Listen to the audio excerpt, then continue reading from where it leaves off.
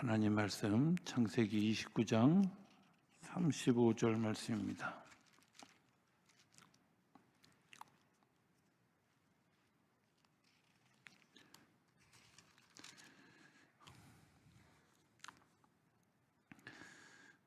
창세기 29장 35절 우리 찾으셨나요? 네, 우리 한 목소리로 같이 읽겠습니다. 시작. 그가 또 임신하여 아들을 낳고 이르되 내가 이제는 여호와를 찬송하리로다 하고 이로 말미암아 그가 그의 이름을 유다라 하였고 그의 출산이 멈추었더라. 아멘. 할렐루야. 네, 하나님 살아계십니다. 할렐루야라는 말이 무슨 뜻인지 아시나요? 네, 어떤 분들이 하도 그 교회에서 이 할렐루야를 잘 가르치지 않고 그냥 하도 목사님들이 할렐루야 할렐루야 하는 거 하니까 여러분들 안녕하세요 뭐 이런 인사인 줄 아시는 분들이 있어요. 하나님을 찬송합시다, 하나님께 영광을 돌려드립니다, 이런 뜻입니다. 다 알지만 복습해 보는 일인데 오늘 그 의미는 이 유다 지파의 이름의 의미는 찬송할지어다, 찬양하리로다, 찬양을 받으시기에 합당하신 분입니다, 이런 뜻입니다. 그러니까 이름을 잘 짓는 거 굉장히 중요한 일이죠. 그죠? 우리가 그냥 어떤 분들은 생각 없이 이름을 짓는 분들도 물론 없겠지만 그 이름의 의미를 좀 깊이 기도하면서 고민하고 잘 짓는 일이 저는 굉장히 중요하다고 생각을 합니다. 그래서 사실은 그 믿지 않는 사람들은 이름 지을 때 장명소나 뭐 이런 사람들한테 이름을 지어달라고 얘기하죠. 그죠? 표정이 없으니까 그런 건지 아닌 건지 잘 모르시나요? 네, 그런 분들 되게 많이 있어요. 그 이름, 뭐 우리 집에 학렬이 이런데 이런 이름을 지어주세요 뭐 이렇게 하면서 장명소에 가서 이름 지은 분들이 아마 여기도 있을 거예요. 생각보다 꽤 많이 있어요. 근데 그 이름 속에는 기원이 담겨져 있고 그 이름 속에는 영적인 기운이 담겨져 있다는 사실을 여러분들이 아셔야 돼요. 그래서 사실은 천주교에서 이름을 세례를 받으면 세례명으로 이름을 바꾸는 이유는 내가 이제 거듭났습니다 라는 의미로 그렇게 하는 거거든요.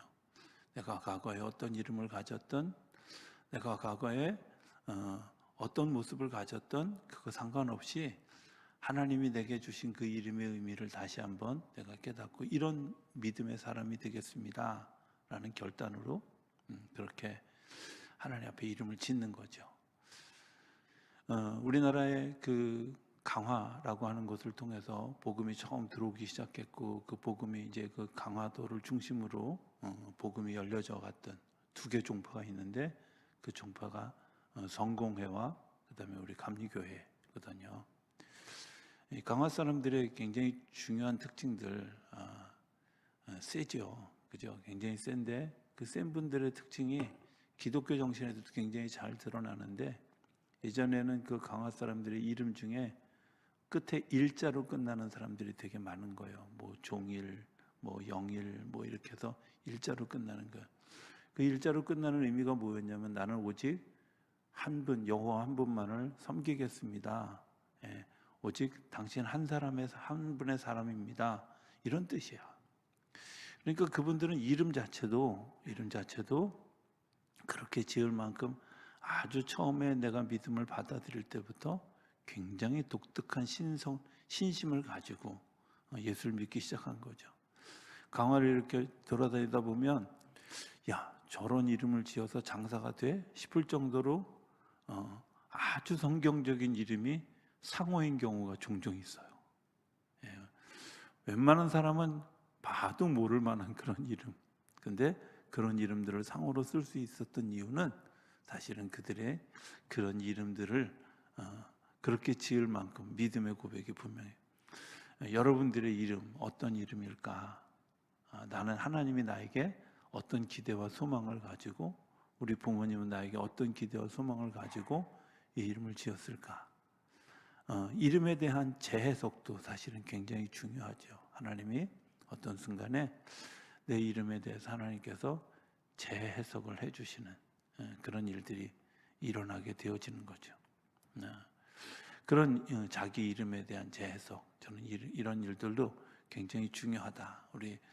사실은 우리가 이제 12지파 공부해 오는 마지막 시간인데 12지파 이름들을 이렇게 돌이켜 보면 그들이 처음에 그렇게 이름을 지었던 것, 또 야곱이 축복했던 것, 모세가 축복했던 것, 그들의 제사장이 그들을 위해서 기도했던 보석, 이런 것들이 그대로 열매 맺어지잖아요. 그죠? 네. 여러분들의 자녀들의 이름을 지을 때 굉장히 기도 많이 하고 그렇게 이름을 짓는 일이 굉장히 중요합니다. 여기 보니까 앞으로 자녀를 낳을 수 있는 가능성이 있는 분은 시은이하고 우리 부목사님밖에 없는 것 같은데 예, 죄송합니다. 다른 분도 가능하지만 엉뚱한 소리 하다 잊어버렸습니다. 자, 12지파 이름들을 한번 좀 정리를 한번 해봅시다. 르우벤이라는 사람 이름 무슨 뜻이죠? 지나가면 다 잊어버려야 제가 내년에 또 할 수 있습니다. 얼마나 감사한지. 별명으로 좀 정리를 해보면 르우벤의 이름의 별명은 엉겅퀴입니다. 그가 물이 끓음 같아서 그 삶이 비비 꼬이는, 그래서 찌르게 되고, 또 그러나 그 영양가로 인해서 이 엉겅퀴를 통해서 암을 치료하는 그런 이 물질들을 추출해낼 수 있는 아주 거칠게 자랐지만 그 속에 유용함이 있는 그런 지파, 르우벤 지파죠. 엉겅퀴 같은 그런 지파다. 그래서 르우벤 지파의 별명이 엉겅퀴입니다. 시므온 지파는 기계라고 얘기하죠. 그 시므온 지파는 안전한 분이 아니라 아주 야성적이고 또 날카로운 기계를 가져서 그가 전쟁에 참여할 때 침략하고 그리고 승리의 그 깃발을 들게 하는 그런 일들. 그러나 평상시에 그 사람의 혈기 또 성격 이런 것들을 상징하기도 하죠.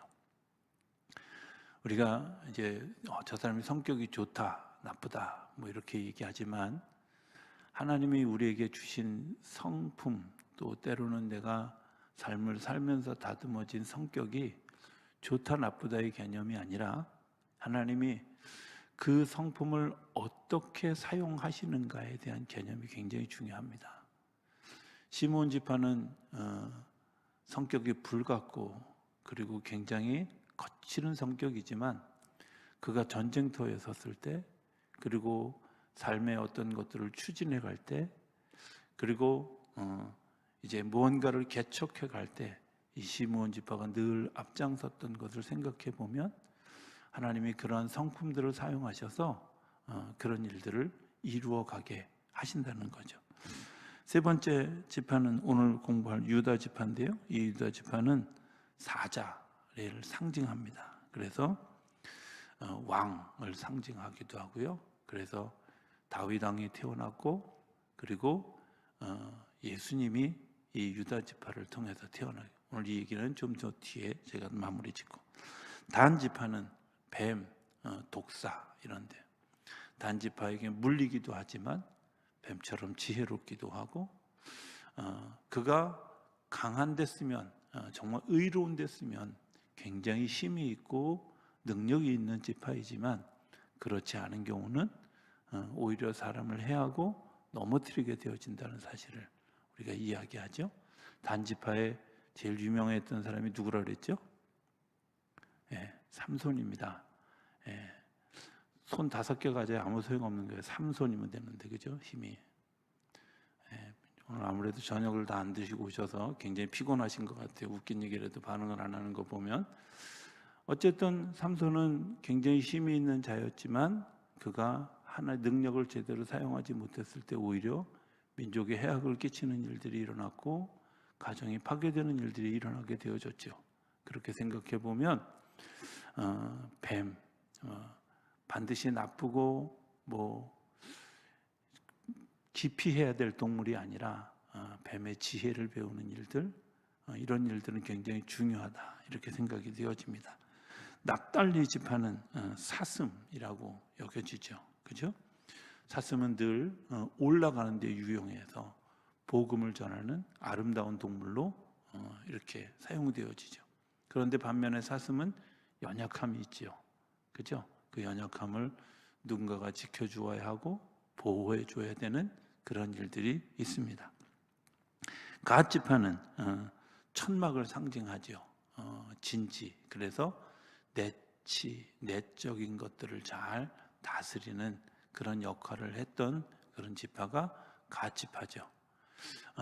내적으로 진지가 잘 튼튼하게 준비되어야 외적으로 뻗어나갈 수 있는데 그런 일들을 잘 감당했던 반면에 아셀 지파는 어떻게 해요? 곡물더미 많은 수확을 거둬들이는 풍성함으로 그 상징되어지죠. 또 이사갈 지파는 나귀 혹은 짐을 지고 일하는 사람, 이래서 일꾼으로 충성된 그런 일꾼으로 상징되어지기도 합니다. 스불론 지파는 다른 지역을 향해서 모험을 시도하는, 바닷가에 있어서 배, 항구 이런 것들을 드러내는 스불론 지파의 상징은 배였죠. 그죠? 므낫세 지파는 아름다운 나무입니다. 그늘진. 그래서 사람들이 와서 쉬게 하고, 그리고 이제 새 힘을 얻는, 내 과거의 것들이 다 정리되어지고 하나님이 나를 인정하셨습니다. 이렇게 생각되어지는 지파가 므낫세 지파고요.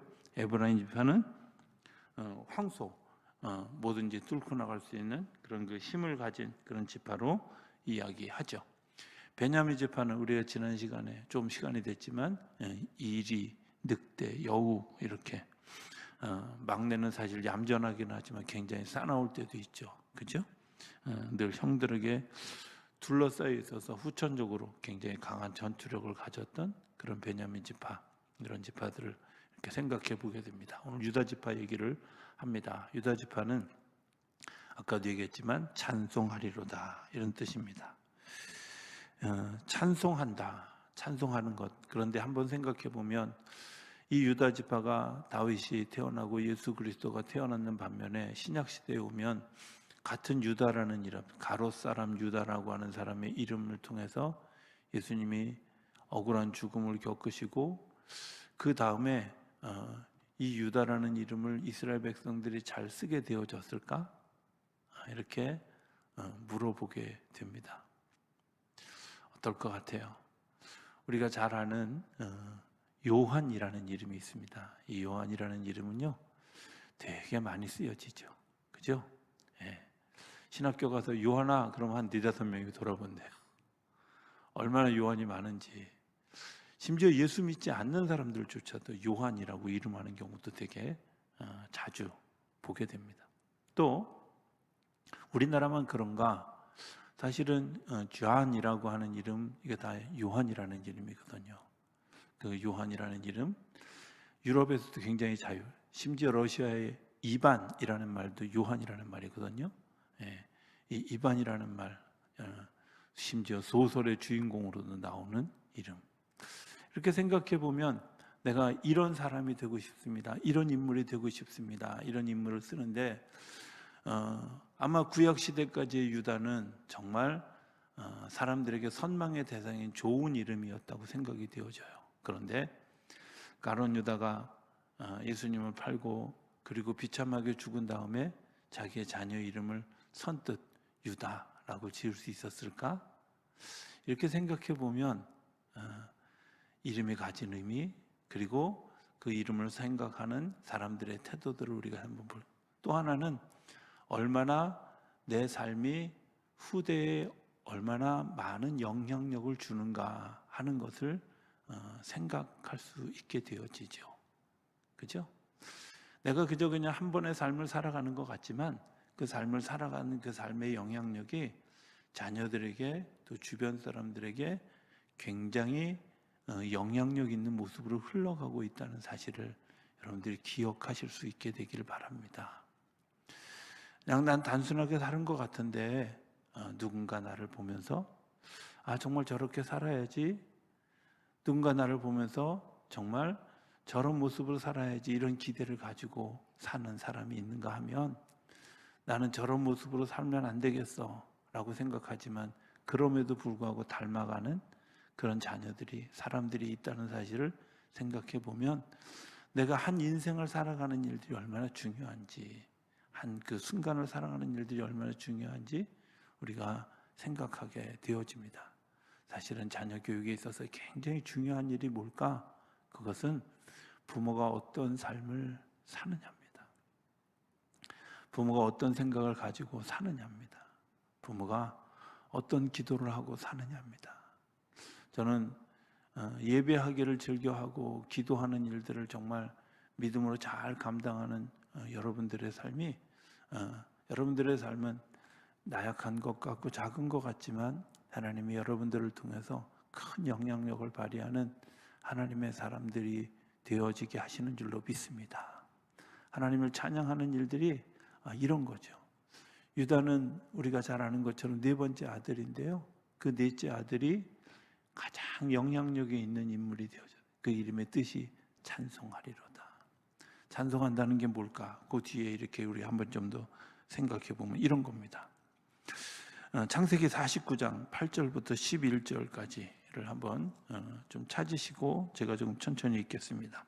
유다야, 너는 내 형제의 찬송이 될지라. 내 손이 내 원수의 목을 잡을 것이요 내 아버지의 아들들이 내 앞에 절하리로다. 유다는 사자 새끼로다. 내 아들아, 너는 움킨 것을 찢고 올라갔도다. 그가 엎드리고 웅크림이 수사자 같고 암사자 같으니 누가 그를 범할 수 있으랴. 규가 유다를 떠나지 아니하며 통치자의 지팡이가 그 발 사이에서 떠나지 아니하시기를 실로가 오시기까지 이르리니 그에게 모든 백성이 복종하리로다. 그의 나귀를 포도나무에 매며 그의 암나귀 새끼를 아름다운 포도에 맬 것이며 또 그 옷을 포도주에 빨며 그의 복장을 포도즙에 빨리로다. 처음에 이렇게 얘기합니다. 유다의 너는 내 형제의 찬송이 될지라. 어머니의 고백과 일치하죠? 그죠? 예. 여러분들 태어나서 그 아버지가 돌아가시면서 그에게 축복하시는 일들, 처음의 의도와 달랐던 그런 다른 형제들에 비해서 유다는 찬송이라고 하는 일관성을 계속 가지고 있다는 거예요. 어떤 것들이 변하지 않을까? 그것은 진리를 따라가는 일, 그리고 모두를 의롭게 하는 일, 생명 있는 일들은 변하지 않습니다. 변하지 않는 것은 생명 있는 거죠. 변하지 않는 것은 진리입니다. 우리가 찬송한다고 하는 진리는, 내가 찬양한다고 하는 것은 어떤 상황에도 변하지 않는 굉장히 힘이 있는, 능력이 있는 일입니다. 예배의 많은 부분을 찬송으로 사실은 차지하는데, 이 찬송으로 차지하게 하는 가장 커다란 이유가 뭐예요? 찬송하는 것은 변하지 않기 때문에 그래요. 찬송가를 이렇게 잘 들여다보면 그 찬송가가 어느 때 참 유행하고 없어지는 그런 찬송이 아니잖아요. 그죠? 시간이 한참 흘러도 여전히 그 찬양에 힘이 있고 찬양의 능력이 있잖아요. 우리 잘 알고 있는 그런 그 찬양 중에 뭐 예수님 찬양 이런 거. 이 찬양 얼마나 오래된 것 같아요. 저는 저기에 1970년대에 제가 처음 그것을 대하면서 그때 어간에 어서 나온 찬송인가 보다 그랬어요. 근데요, 이 찬송이 요한 웨슬리 시대에 만들어진 찬송이에요. 찰스 웨슬리가 작사한 찬양이에요. 우리가 부르는 찬송가 중에는 14세기, 15세기에 불려졌던, 16세기, 17세기에 불려졌던 찬송이 얼마나 많은지 몰라요. 그 찬송이 오랫동안 불려오면서 여전히 많은 사람들에게 감동을 주고, 우리나라에도 찬송가가 몇 번이 개편되어졌음에도 불구하고 여전히 찬송가에 실려 있다는 것은 그 찬양이 아직도 힘이 있고 아직도 능력이 있고 그것이 우리 안에 영감을 주기 때문이 아니겠어요? 그죠? 생각해 보면 찬송은 변함이 없어요. 찬송은 그 능력에 변함이 없습니다. 유다가 그 험한 시간들을 다 지나면서도 그 유다 지파, 유다 자손들이 그 삶을 유지하고 여전히 구원하고 여전히 새로운 생명의 일들을 만들어가는 역할에 쓰임받게 되어졌던 가장 커다란 이유는 뭘까? 찬송이라고 하는 진리를 잊어버리지 않았다는 거예요. 내가 내 형제의 찬송이 될지라 하는 거죠. 또 그 뒤에 보면 내 아버지의 아들들이 내 앞에 절하리로다. 넷째 아들로 태어났지만 그 넷째 아들로 태어난 유다 지파가 이스라엘 백성들 전체의 지도자가 되어졌어요. 그렇죠? 지금도 이스라엘 최고의 왕이라고 하는 왕인 누구예요? 다윗. 우리를 구원한 메시아라고 고백하는 예수 그리스도 다 유다 지파의 사람들이었다라고 생각해 보면 모세가 야곱이 그렇게 예언했던 그 예언이 결코 헛되지 않았고 틀리지 않았다는 것을 발견하게 되죠. 유다는 아까도 얘기했지만 사자로 묘사되어지는데 사자는 짐승들 중에 왕이죠. 그리고 강력한 권위와 힘을 지니고 있는 유다의 이미지를 생각하게 되죠. 또 규가 유다를 떠나지 아니하며, 이 규라는 말은 지도자의 통치권과 능력을 상징하는 말인데요. 지도자가 되어져서 그들이 그 규가 그에게서 떠나지 않을 것이다.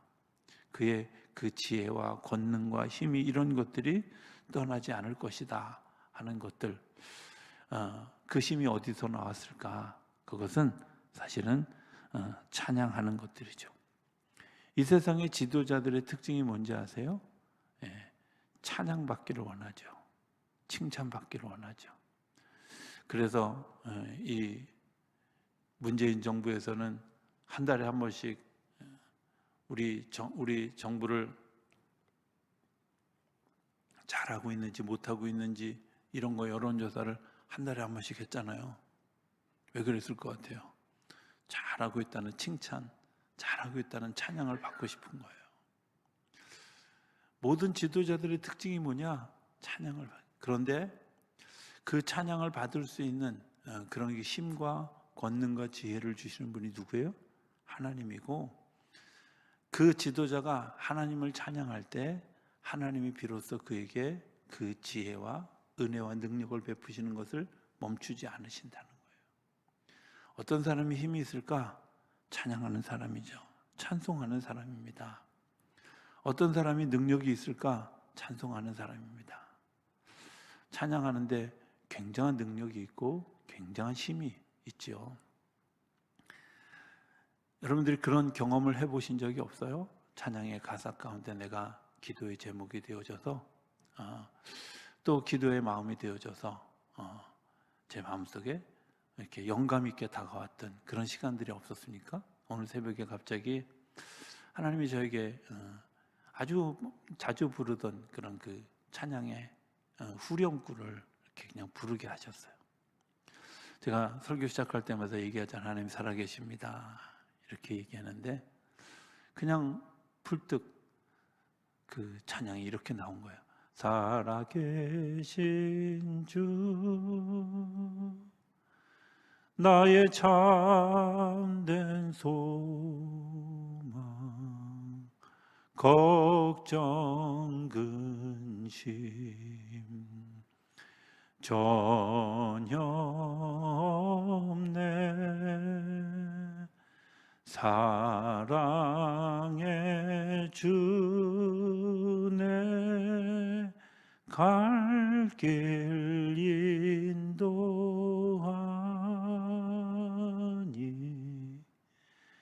내 모든 삶의 기쁨 늘 충만하네. 제가 지금 너무 놀랐어요. 그렇구나. 살아계신 주님이 나의 참된 소망이 되어지고 살아계신 주님이 나의 기쁨의 근원이고 살아계신 주님이 내가 모든 것을 이겨가게 할 힘. 그 찬송을 하면서 그렇구나. 정말 힘들고 어려울 때마다, 그리고 정말 좌절하고 넘어질 때마다, 문제로 인해서 고민할 때마다 하나님은 저에게 때로는 정말 그 찬송의 한 구절 한 구절을 통해서 영감을 주시고 다시 일어서게 하고 다시 능력을 세워주셨던 일들을 경험하게 되어지죠. 내가 하나님을 찬양할 수 있다는 것은 하나님이 우리에게 그런 영감과 지혜와 능력과 하나님의 역사를 바라보는 그런 소망을 허락하시는 줄로 믿습니다. 저 여러분들 가운데 그 찬송이 끊이지 않는 역사가 일어나게 되기를 바랍니다. 여러분들이 그냥 흥얼흥얼 부르는 찬송일지라도 어떤 때는 그 찬송이 내게 큰 영감이 되어지고 오늘을 이끌어가는, 제가 전에도 말씀드린 적이 있지만 새벽기도 때 늘 하나님 앞에 나와서 하는 질문이 있습니다. 하나님, 오늘 어떤 찬송을 불러드릴까요? 라는 질문이에요.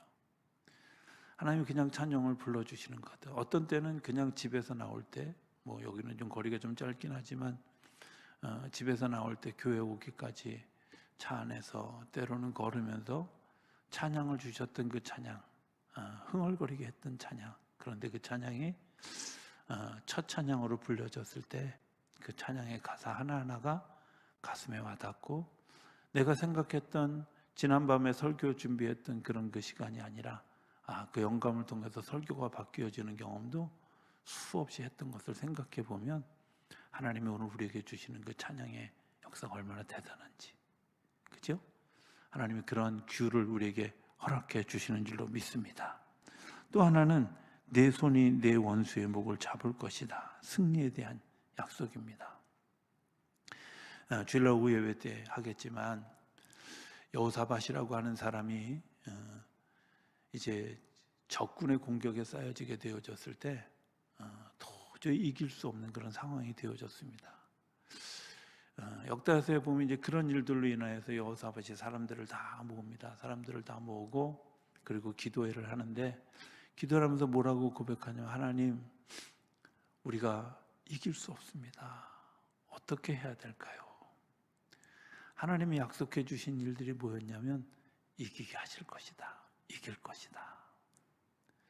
하나님, 그럼 그 이기게 할 때 우리에게 주시는 증표는 무엇인가요? 근데 여호사밧이 어떤 일들을 하냐면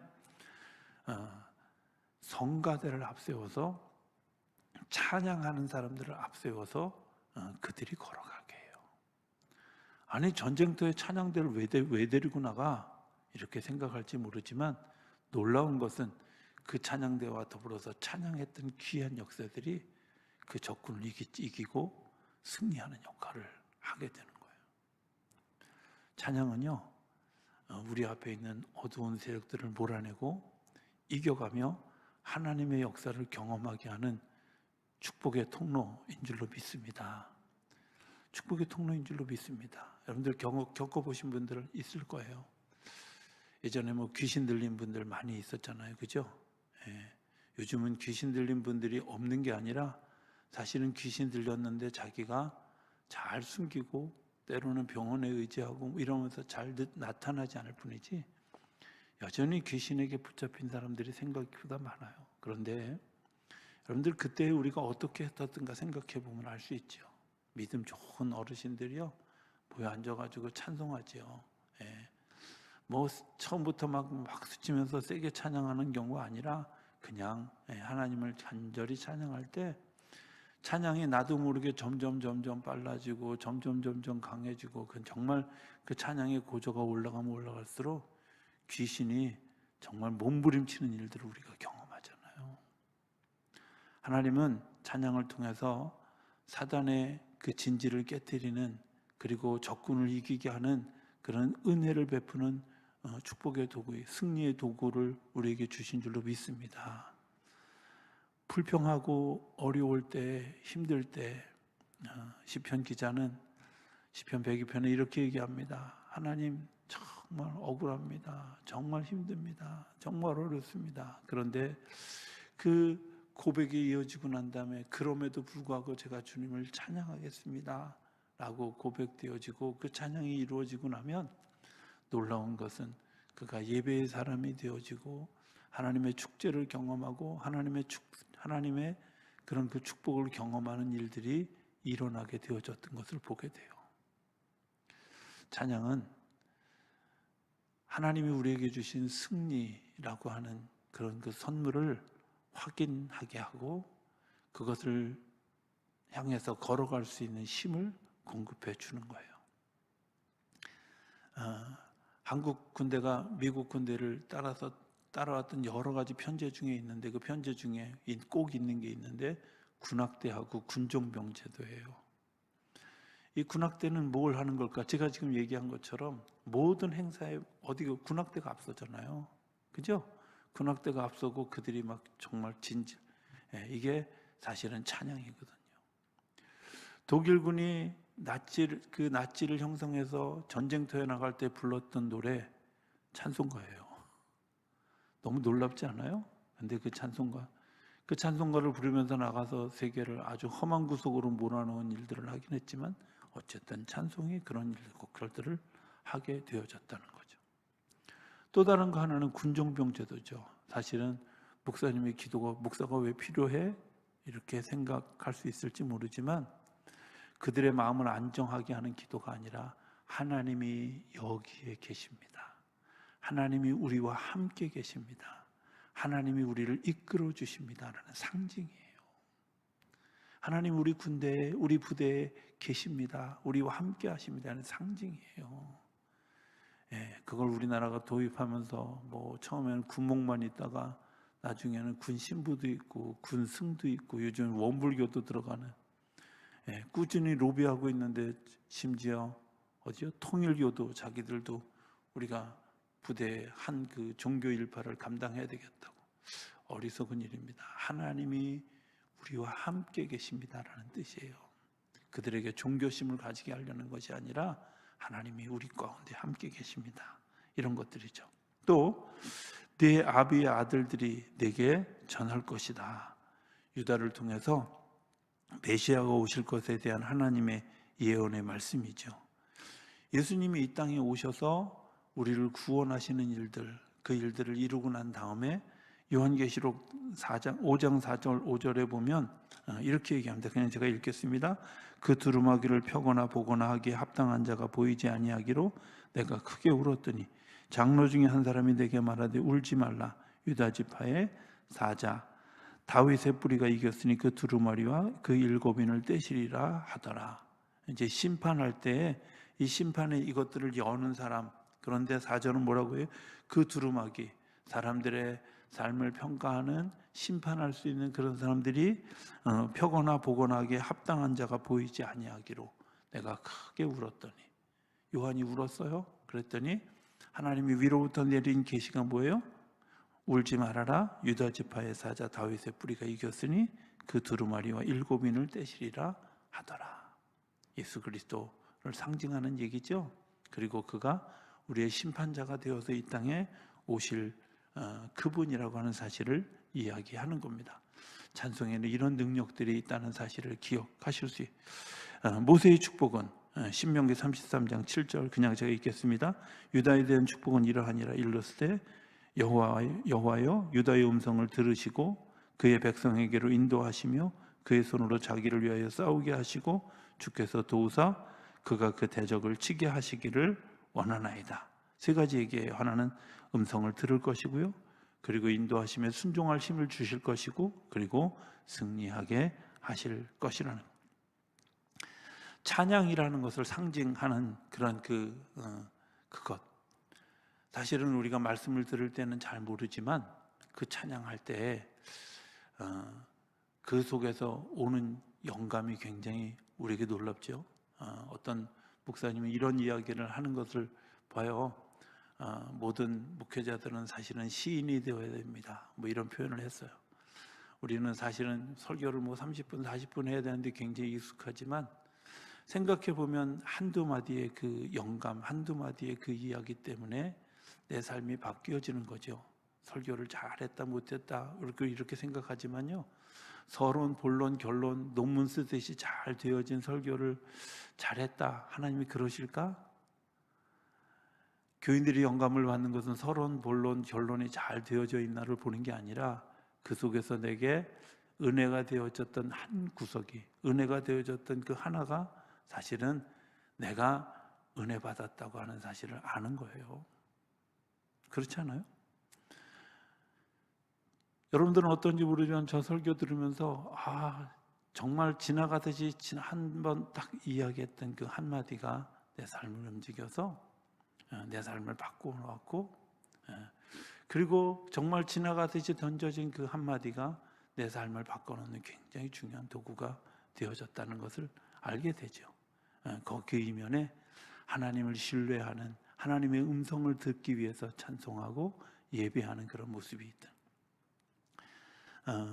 우리 가까운 동네 그 송내에서 목회하시다가 작년인가 소천하신 김종선 목사님이라고 하는 분이, 본인이 뭐 직접 하신 얘기니까 누가 되지 않을 거라고 생각이 되어집니다.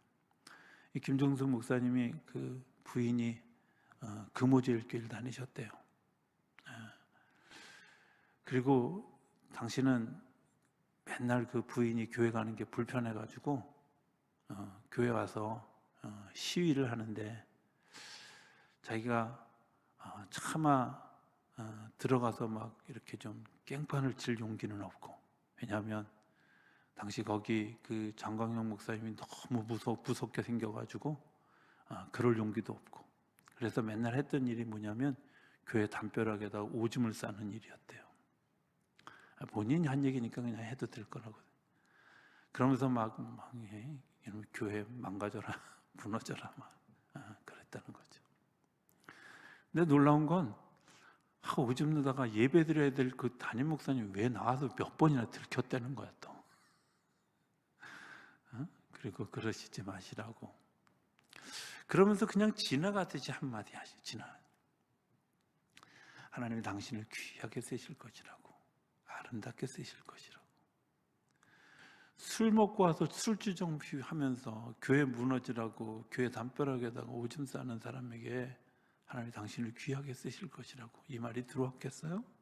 아무도 들어오지 않았는데, 당신이 그 예수님을 만나고 난 다음에 자기의 삶을 움직였던 그 작은 씨앗이 뭐였을까? 그 목사님의 그 한마디, 하나님은 당신을 귀하게 쓰실 것입니다. 당신의 표현에 의하면 그 무너져라고 거기다 담벼락에다 대고 열심히 오줌 쌌던 그 교회 부흥회를 4번이나 갔어요. 하나님 불러주셨다는 거예요. 갈 때마다 그 얘기 했대요. 생각해보면 그런 거 아니겠어요? 그런데 제가 이렇게 믿음으로 제가 그분하고 이제 교제를 하면서 한번 이렇게 뵀던 그런 기억이 있는데, 연천 지방에 부흥회로 오셨어요. 부흥회 하는 내내 3일 동안 금식하면서 집회를 인도하시더라고요. 너무 놀랐어요. 뭐 요란 떨고 찬송하고 요란 떨고 막 이런 그런 부흥 스타일하고 전혀 다른, 그냥 신실하게 당신이 겪은 이야기를, 그냥 당신이 믿음으로 살았던 이야기들을, 당신이 넘어졌던 이야기들을 그냥 믿음으로 하는 거예요. 근데 놀라운 건 저뿐만 아니라 모든 사람들이 하나님이 놀랍게 역사하시는 일들을 경험했다는 거죠. 거기에 뭐가 있을까요?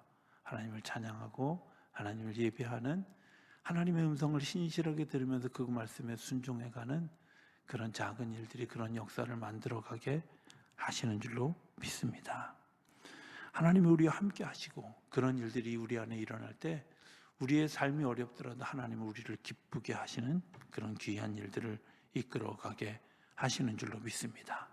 보석 얘기하겠습니다. 홍보석입니다. 히브리어로 아주 붉고 풍성하다라는 뜻을 가졌습니다. 붉은 상태도 단순히 붉은 게 아니라 아주 화려하게 나타내는 아주 붉은 그런 색. 삶의 풍성함과 아름다운 이미지를 보여주기에 충분하다 하는 뜻입니다. 이렇게 생각합니다. 찬양하는 사람들 중에 나쁜 사람이 있을까요? 정말 하나님을 신실하게 찬양하고 예배하는 사람들 중에 나쁜 사람이 있을까요? 그렇지 않아요. 하나님을 바라보고 하나님을 찬양하는 사람들의 정말 내 입술이 아니라 내 온 마음을 기울여서 찬양하는 사람들에게는 하나님이 주시는 삶의 풍성함과 그 사람의 삶을 살아가는 일들이 정말 아름다운 흔적이 남는 그런 귀한 일들을 경험하게 되어지지요. 그리고 하나님의 역사가 그 사람들을 통해서 아름답게 이루어져 가는 것을 보게 됩니다. 우리가 그 찬송가를 피면 필수록 자주 나오는 그런 그 작사자가 있습니다. 파니 크로스비라고 하는 분입니다. 언젠가 한번 제가 얘기를 드렸습니다. 이분은 소경이십니다. 눈이 보이지 않는 분인데요. 그분이 찬송가 작사한 일들, 정말 우리가 찬송가 10곡, 좋아하는 찬송가 10곡 부르면 그 중에 4-5곡은 이 파니 크로스비가 지은 그런 찬양들입니다. 근데 그가 정말 일생을 살아가면서 하나님 앞에 감사하게 살아갈 수 있었던 가장 커다란 이유가 무엇이었을까? 늘 하나님을 찬양하는 자기의 마음의 고백이 그 안에 있었잖아요. 하나님이 나와 함께 하신다는 그 고백, 하나님이 나를 돌봐주신다는 고백, 하나님이 나를 승리하게 하신다는 그런 고백이 우리 가운데, 그 삶 가운데 있었고, 그것을 늘 고백하는 그의 삶이 소경으로 살았지만 하나님께서 그 삶을 늘 풍성하게 하고 그 삶을 세워주셨던 그런 일들을 경험하게 하죠. 우리가 많이 좋아하는 찬송 중에 나의 갈 길 다 가도록 예수 인도하시니, 이 파니 크로스비가 지은 찬양입니다. 이 곡 말고도 여러분들이 한번 집에 가서 장난삼아 찬송가를 한번 이렇게 들어보세요.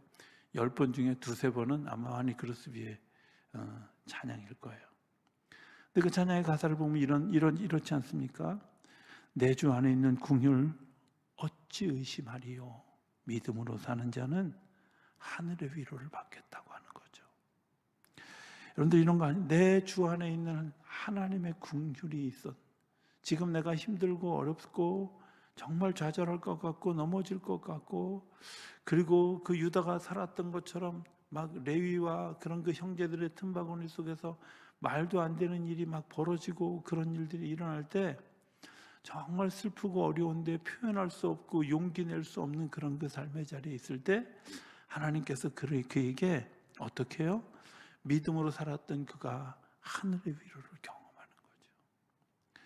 유다 지파의 또 다른 사람이었던 다윗, 정말 18년 동안이나 사울에게서 억울한 미움을 당하고 막 이런 일들을 겪으면서 그가 정말 그 한순간 한순간을 힘들게 살았던 시간들, 그 시간들을 지나고 난 다음에 그가 왕이 되어지기 전에도 이미 하나님께서 그에게 때때마다 긍휼을 베풀어 주셔서 위로해 주셨던, 그래서 믿음으로 살았던 그 사람이 어떻게 해요? 무슨 일을 만나든지 하나님이 이기게 하실 것입니다. 무슨 일을 만나든지 내가 하나님이 이기게 하실 것입니다. 이렇게 찬송했던 시간들. 또 2절의 가사에 보면 예수님이 나를 인도하시니 어려운 일을 당할 때도 족한 은혜 주시는 거죠. 어려운 일 당하면 이제 끝인가 보다 이렇게 생각하기 쉽죠. 정말 어려운 일 당하면 이제 더 이상 나에게 희망이 없는가 보다 이렇게 생각하기 쉽습니다. 그런데 하나님이 그것들을 이길 수 있는 족한 은혜를 주시고 우리의 그런 그 시간들을 통해서 반석에서 서게 하시는 하나님의 놀라운 역사를 이끌어 주신다.